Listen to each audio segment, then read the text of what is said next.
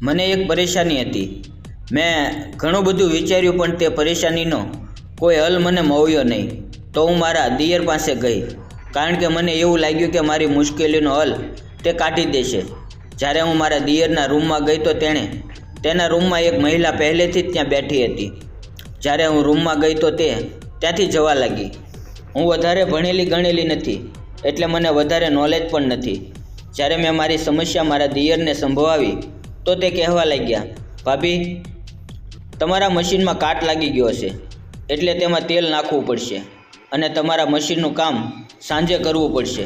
તમે સાંજે મારા રૂમમાં આવી જજો, હું તમારું મશીન બરાબર ઠીક કરી આપીશ। હવે હું રાત પડવાની રાહ જોવા લાગી। મેં બધા માટે જમવાનું બનાવ્યું અને અમે બધાએ સાથે ભોજન કર્યું। પછી હું લગભગ 9 વાગ્યે મારા દિયરના રૂમમાં ગઈ।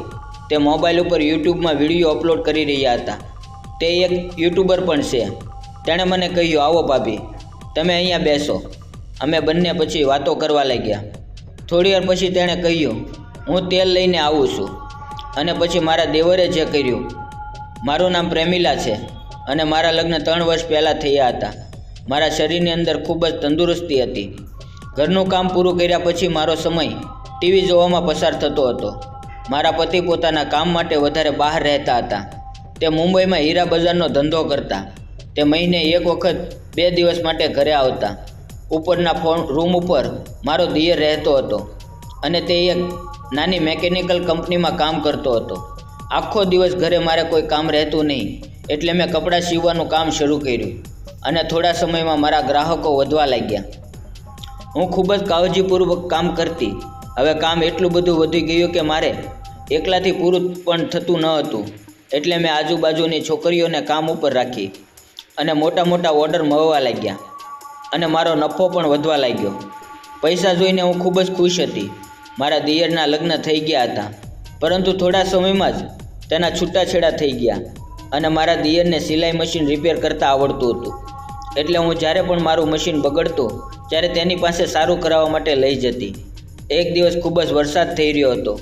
વરસાદના લીધે એક સિલાઈ મશીનની અંદર પાણી જતું રહ્યું।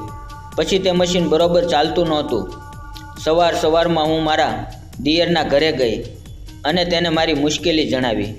એટલે મારા દેવરે કહ્યું કે ભાભી, તમારે સાંજે આવવું પડશે, એટલે તમે સાંજે મશીન લઈને મારા ઘરે આવજો। હું સાંજે કામ ઉપરથી પાછો આવીને તમારું મશીન સારું કરી આપીશ। મેં તેને કહ્યું, રાત્રે શું કામ? તો તેણે મને કાંઈ ન કહ્યું અને તે હસતા હસતા પોતાની ગાડી લઈને જતા રહ્યા। જતાં તેણે મને એટલું કહ્યું કે તમારા મશીનમાં કાટ લાગી ગયો છે, એટલે મશીનની અંદર તેલ નાખવું પડશે। હું ત્યાંથી ઘરે આવી ગઈ। હું વિચારવા લાગી કે જ્યારે પણ કોઈ મશીન ખરાબ થઈ જતું તો હું તેની પાસે જતી, પણ તે મશીન મને દિવસે જ રિપેર કરી દેતા। પરંતુ આજે તેણે મને રાત્રે શા માટે બોલાવી? મને કાંઈ પણ સમજમાં આવી રહ્યું નહોતું કે મારા દેવરના દિમાગમાં શું ચાલી રહ્યું છે। સાંજ પડી એટલે હું તેના ઘરે ગઈ। જેવી હું તેના રૂમમાં દાખલ થઈ તો અંદર એક છોકરી પણ હતી। મને લાગ્યું કે તે કોઈ કામ માટે આવી હશે। તે મને જોઈને ચાલી ગઈ।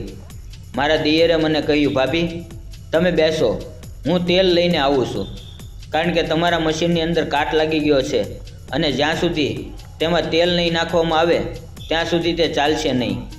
અને એટલું કહેતા તેણે મને પેંડો ખાવા માટે આપ્યો। મને કંઈ સમજમાં આવી રહ્યું નહોતું। મેં પૂછ્યું, આ પેંડો તમે મને કઈ ખુશીની અંદર આપ્યો?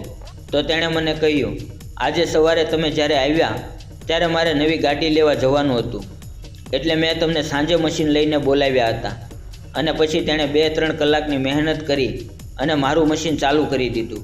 મેં તેનો આભાર માન્યો અને હું મશીન લઈને ઘરે જવા માટે તૈયાર થઈ ગઈ। ત્યાં અચાનક અમારા એરિયાની લાઇટ જતી રહી। તો તેણે કહ્યું, ભાભી, તમારી સિલાઈ મશીન તો હવે ચાલુ થઈ ગઈ છે, પણ જો તમારી ઈચ્છા હોય તો હું તમારી ફટફટી પણ રિપેર કરી આપું। આટલું કહીને તેણે પોતાનો હાથ લંબાવ્યો। વરસાદને લીધે મોસમની અંદર ખૂબ જ ઠંડક આવી ગઈ હતી અને મારે ફટફટી પણ રિપેર કરાવી હતી। તે પણ ખૂબ જ અવાજ મારી રહી હતી, કારણ કે હમણાંથી તેનો યુઝ થયો નહોતો અને મેં તેને હા પાડી। અને પછી મિત્રો, ફટફટી કઈ રીતે રિપેર કરી તેની વાત સાંભળવા માટે વિડીયોને લાઇક અને ચેનલને સબસ્ક્રાઈબ જરૂર કરજો। ફરી મળશું આવતીકાલે એક નવા વિડીયોમાં. ત્યાં સુધી આવજો. વિડીયો પૂરેપૂરો જોવા બદલ તમારો ખૂબ ખૂબ ધન્યવાદ. વિડીયોમાં આવેલા નામ, પાત્ર અને ઘટના ફક્ત કાલ્પનિક છે. તેનો કોઈ પણ વ્યક્તિ સાથે સંબંધ નથી. ફરી મળશું આવતીકાલે. ત્યાં સુધી આવજો.